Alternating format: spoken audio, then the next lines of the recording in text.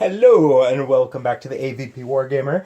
I am going to show you today the Song of Ice and Fire by Cool Mini or Not. This is a board game slash skirmish game. It's more on the skirmish side than board game, but it plays a lot like a board game. And I'm going to kind of explain it, give you a review of it. If you want to see unboxings, I mean, this is pretty much what comes in it, except for the tablecloth. We're going to talk about this game and what I like, what I don't like. And maybe you can decide if you want to be playing this on the night of Game of Thrones. So, anyways, Song of Ice and Fire. This is based off of the books, and this is a rank and flank tabletop skirmish war game, very much akin to what Warhammer used to be back in the 90s and early 2000s. This one, however, you move your figures around on trays. Warhammer, everything kind of lined up. It didn't go on trays, but you'd line up your models in this kind of formation. This comes with a ton of miniatures. When this was out on Kickstarter, I really didn't know if I wanted to get another war game. I love Game of Thrones, but Lannisters and Starks aren't really the armies that I would have thought I would like to play. I was going to wait until they came out with something like the Undead Army or something more interesting like that to me. But after going to Adepticon, they gave this to me for free as part of the swag bag. So if you ever go to Adepticon, definitely pay that extra $30 for the swag bag. You get like over $500 worth of free merchandise. Games Workshop threw in a ton of stuff. Cool Mini or Not was doing an amazing job at Adepticon. They were hosting a lot of events and giving away a lot of free stuff. I got this free promo model just for playing the Song of Ice and Fire at one of their demos, and then they were actually giving out free models that you could paint right there with free paints and everything too. So I actually painted up a couple guys. I did one of these Umber Berserkers with a flag and one of the Lannister Knights just to kind of play around with the color schemes. And the cool thing is I was able to come home with a few extra models. I gave some away to my friends, and got to play this with some people that almost backed it on Kickstarter as well and didn't. And anyways, yeah, this was actually a lot more fun than I thought it was going to be. It was really cool. So I'm gonna go over what the basics are of the game, kind of how to play, and then if you want to watch any unboxings or full playthroughs, look at some other YouTube videos out there. There's some great ones. Okay, so you get Starks versus Lannisters. These models go on these trays, and these trays are actually pretty thick. That's one of the things I didn't like about them is I think it's kind of ugly having big old trays. And you can paint these and you can kind of camouflage them, which is nice. But you also don't have to paint them if you don't want to. Like if you're not into that sort of thing, you could just board game it. They're two different colors of plastic, so it's really easy to tell them apart. But if you do get them painted, it's just so much cooler. A couple things I really liked about the sculpts is, first of all, they're big. They're about 32 millimeter, which is a little bit bigger than your standard ones, but it's about the same size of anything from Cool Mini or Not. So if you have any Zombicide, Black Plague, or any of the new D&D miniatures, this will fit in really well with that. But it is on the larger scale, so if scale is an issue to you, these are a teens larger. But they do match all the other Cool Mini or Not stuff as far as scale. The sculpts are amazing. They're really, really detailed, and you can actually get, like when you're painting this stuff up, your brush hits all the edges really nicely because of all the deep undercuts and stuff, and it wasn't really hard to paint these at all. And so I'm actually looking forward to painting these now. I thought I'd get bored of painting swords and armor and brown leather, but you could actually get some really good detail. Here, I'll get this Lannister soldier up here a little bit closer. There you go. And these aren't done yet. These are just like this is what I painted in like maybe 45 minutes when I was hanging out at Adepticon. So to do the rest of this army shouldn't take very long. A couple other things I really like about the sculpts. The flags are going in the proper directions if these guys are facing off. Like if these guys are on a battlefield facing off, the wind is actually pointing in the proper direction for these guys, which I thought was really cool. And then obviously the wind is going to blow back on the horse when the horse is going forward. And this Umber soldier is waving the flag side to side, so it's got a nice little wave to it. But I thought it was cool having the Starks versus the Lannisters having their flags sculpted like that. So that was a little detail I really appreciated when they designed it. So when they're on the battlefield, it kind of adds a little bit of realism, which is cool. So I really like that. The heroes are amazing. We have, this is Robb Stark, and then we have Catelyn and Sansa Stark. And again, really highly detailed miniatures. And then on the Lannister side, we have Cersei Lannister and Tyrion. So right out of the box, you get some of the coolest characters in the books and in the show. You got the Mountain, who is a giant, and Jaimie Lannister. So again, right off the bat, you get some of the coolest characters from the books. And then it also has some heroes, like some Lannister soldiers that are like captains. And then you have like a berserker captain and then a knight with a cape for the Stark side. And it gives you plenty of miniatures. So if you don't want the captain, you can just have rank and flank troops. You know, if you want to throw the captain in there, you just, you know, take one guy out of the group and then swap him out with the captain or Jaimie Lannister or the Mountain. Now, these units in the game, the way it plays is you have cards, so you don't need a big, huge rule book. This rule book, once you memorize the rules, you can just put it back in the box and never look at it again. The rules are fairly simple once you understand how to move your guys. But yeah, so you have these cards. Like, this is all the rules right there that you need. It just kind of tells you what all the keywords are and what they do. And most of the cards are also repeat this information. So again, if you want to know how to play the game, it's all on one card, which makes gameplay super simple. You can play this game in about an hour if you know what you're doing and you're not taking too long with your choices. However, there is a lot of strategy to this game. And just like playing chess, each unit has its own unique strengths and weaknesses, which is really cool. So you have your units on these cards, quick reference cards, and so it's really easy to just take this card and stick it next to your unit. And the card's actually the same length as the unit, so it's easy to just place it behind your unit while you're playing the game. And then to roll the dice, you have. It just tells you right here, 4+ is what you got to roll to hit things. And then it has 3 different levels that tells you how many of those dice you get to roll. So at a full tray, you get, for these soldiers, you get 7 dice at 4+. Once you lose rows, they decrease in their strength. So once they've lost the back row of guys, they're still at 7 strength. But then once they're down to just the front row, they only have 3. So that'd be 3 dice at a 4+. You also have morale, which has a big part of this game. Every time anybody dies in any of these trays, you have to roll the morale on 2 dice or higher. Otherwise, you lose guys or wounds at the amount that is the difference of what you roll. So a 7+, I'd roll 2 dice. Let's say I rolled a 6, then I'd lose 1 guy. Now here's the shield. That's your saving throw. That's for hits. Basically, if I rolled a 4+ to hit you, and you had to roll your save, you could stop those hits on a 4+. So basically, roll 7 dice, roll those 4s. For every 4, the person has to roll another 4+, and then you can block those hits. And then, of course, here's the flavor text of what other abilities they can do.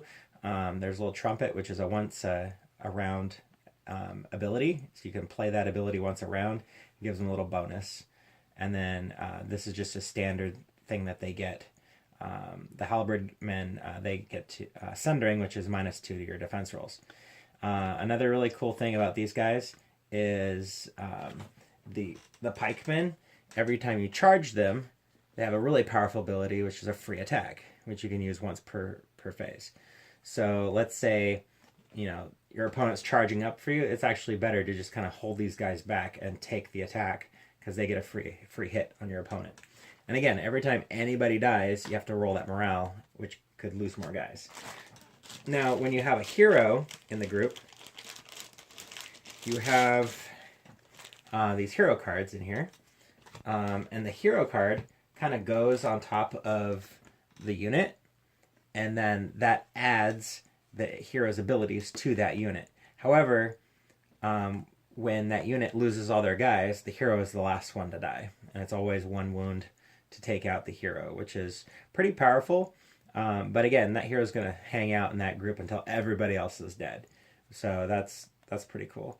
There's also 2 different versions of the heroes, so you can choose 2 different types of options for their abilities that they add to your group. And then obviously the trays are kind of designed to where the mountain wants to be with the mountain men, because they have a pretty good organic, like, what do you call it? The rule structure to where it just feels like they belong together. But you don't have to do that. You could put the mountain in with the pikemen, and when the pikemen get attacked, his abilities are done for free, for that free attack. So there's combos that you can pull off, which is really cool. So if you like Magic the Gathering or card games that have little combos in them, this game does that. There's also mission cards, and then there's let's see, there's ability cards. Okay, so each army has their own deck of cards. So like the Starks, they have these cards they can play during the game. Some of them are hero specific, or can kind of work without a hero. Like it has a lot of flexibility, is what I really need to say. And then some of these cards have 2 abilities. One ability is just when you play the guard, and the second ability activates if one of your political characters is playing the Game of Thrones. Now this card is a really neat aspect to the game. It really adds a lot more tactics and combos when you're playing the game.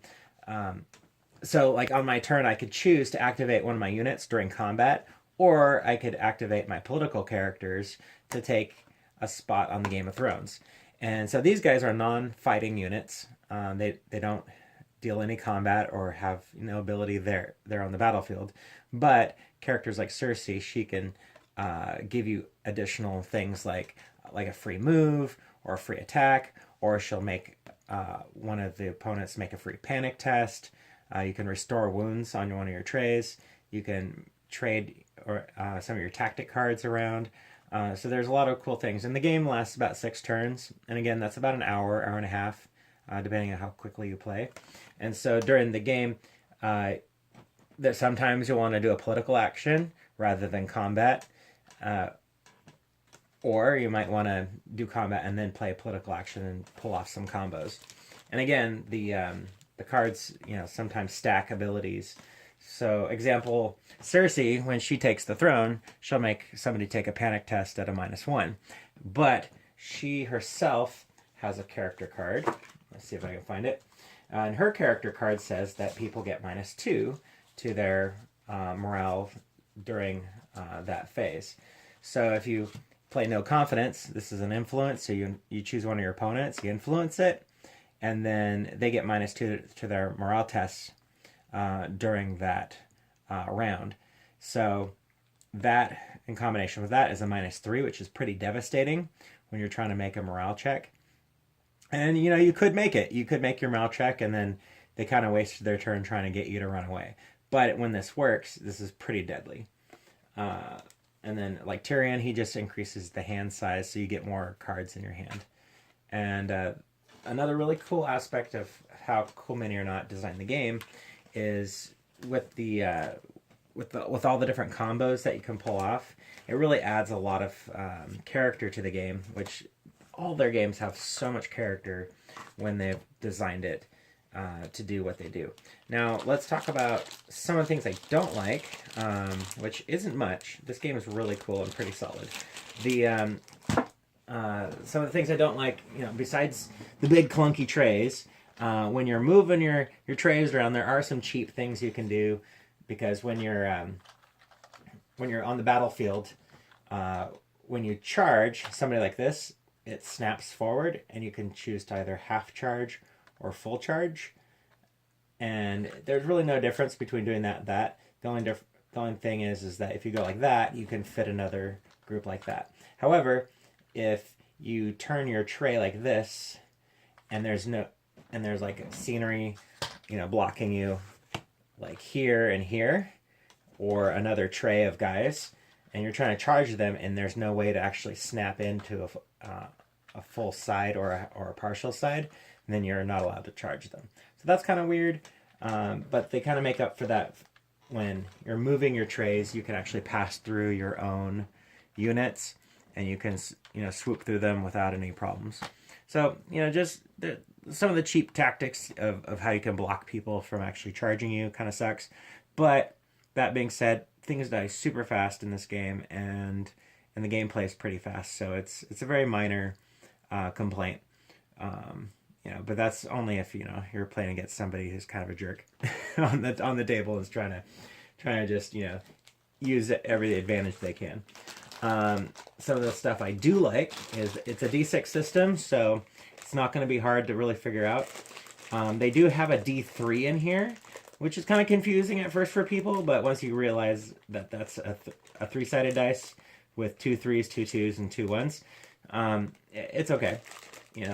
I'm just so used to doing D3s, just using your math in your head rather than actually having a real D3. But whatever. It's just kind of cool that they added it there. So I don't know how I feel about it. You just got to remember that that's not a D6. All the tokens are cool. It's got a lot of different tokens that help you keep track of everything in the game, and it's actually not that hard. There's only tokens for activating your guys, for activating their abilities, and then there's 3 types of conditions you can put on your opponents, which is there's a panic where you put the token on the guy, and if they make a morale check and you want them to reroll the dice, you can take that token off and spend it. So they're almost like tokens you can spend on your opponent to force them to reroll either their panic tests, their defense tests, or their fighting tests. So it's like weakened, panicked, and vulnerable. So there's a couple cool ways of working that in the game. But the rerolls, it's not a super powerful thing in the game, but it does add a lot more character to it, and gives you a couple more options to kind of mess with your opponent. So yeah. And then the direwolf is cool. The direwolf, it's not super powerful, but it's really good at tying up troops. It's very hard to get it to run away when it gets hurt, and it's really good at taking objectives in the game. And it's kind of hard to kill sometimes if you roll really badly. Sometimes I've killed this wolf in combat super quickly, and sometimes I just sit there for like 5 turns trying to kill it, and it just won't die. So it's really fun, but it's a uniquely balanced game. And then in this set you get about 450 points worth of troops. So if you're trying to play like a matched game, you can do competitive with this. I think a typical game they said was 500 points. So this gives you room for some expansions, but it gives you plenty to play with, right out of the box. You got 2 huge armies, and again, they're very unique, the way they play. Now, another thing about this game, it's a you go, I go, like, so I'll activate something, you activate something, and that goes until everything's activated, and then it goes to the next turn, and then we reset, most of the tokens, and then you reset, this board. I'm trying to think of other things to talk about. That's pretty much it. I'm sure there's more. I guess one other thing to mention is they do have a siege scenario, so it has these wall sections, so you can pretend you're defending a castle. I haven't tried that mode yet. There's some cards for that, which is really cool. There's some objective cards that can be played. when you get the objectives and add up points at the end of every round. And these give you little bonuses, like allowing you to have extra cards, forcing things on your opponent, things like that. So yeah, and I definitely recommend watching a tutorial. The hardest thing about this game is just kind of understanding how to move the trays. It's actually pretty simple. It just, there's some very specific things you can and can't do. So once you figure that out, you're pretty much good to go. So yeah, so that's A Song of Ice and Fire by Cool Mini or Not. Let's see, if I was to score this on a rate of 0 to 10, I'd probably give it a good 8 or 9 because the miniatures are cool. I mean, the swords, are pretty stiff. They're not bendy, but they have enough give to where you're not going to really break them. The game mechanics are fun. The characters remind you of the show and of the books. So yeah, it's a solid game, and I hope it sticks around. They've got some really cool expansions coming out right now. You can get the Night's Watch, the Free Folk with the giants. The giants are cool. They're like that tall. I can't wait to see what else they come out with because, Game of Thrones, once you get past all the human characters and start getting all the monsters and the fantasy elements in here, it really starts to take off. Another thing I forgot to mention, as far as like flavor, with the Starks, they have these berserkers where the more guys that die in their unit, the better they get. So they're actually really cool. They get better and better and better as you're fighting in the game. So that's a neat thing. The cavalry, again, these are 32 millimeters, so they're pretty big horses. So they might kind of dwarf some of your other models, but I think they're beautiful. They're very beautifully sculpted, and in the game, the horses have a lot of maneuverability. They can get in and out of combat fairly easily and do hit and run attacks and strike attacks. So that's pretty cool.